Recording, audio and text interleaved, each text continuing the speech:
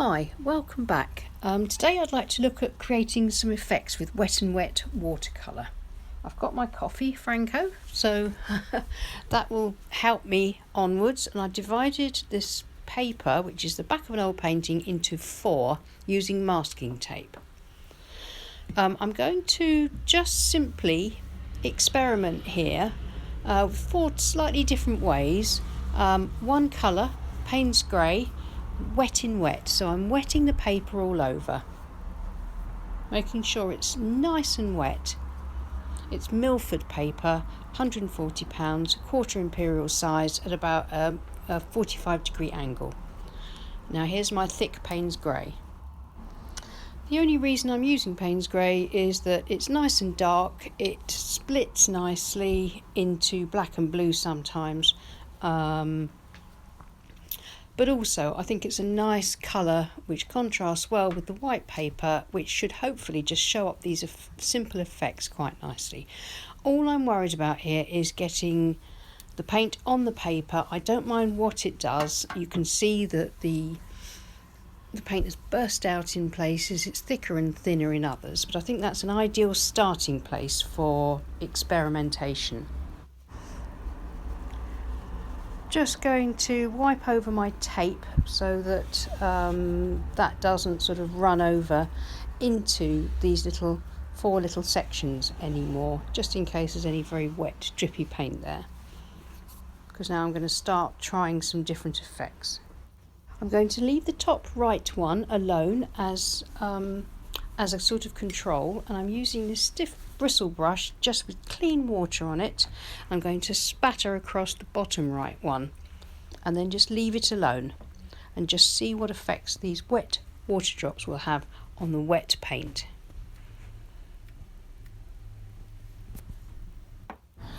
Now the next one, bottom left, I'm going to do something I've never tried before, which is salt. So I've got a pinch of freshly ground salt, and I'm just going to throw it or sprinkle it onto the page.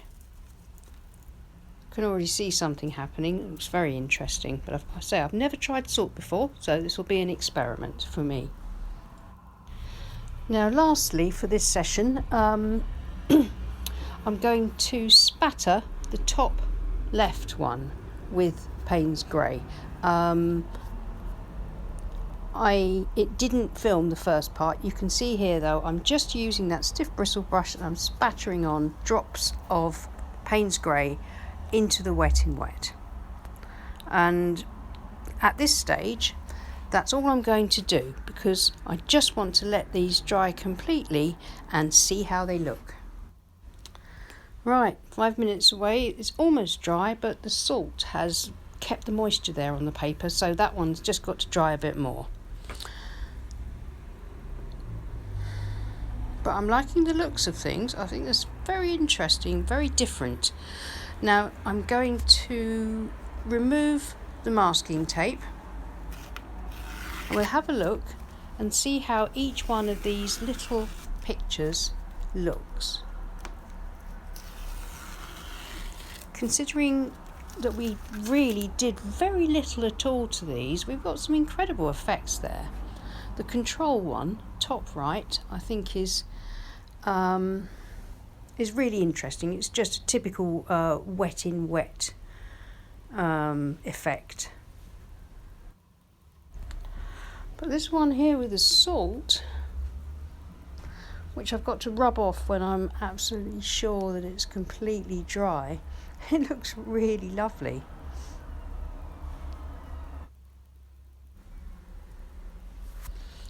I could see that combining all these effects would make some very interesting loose looking landscapes.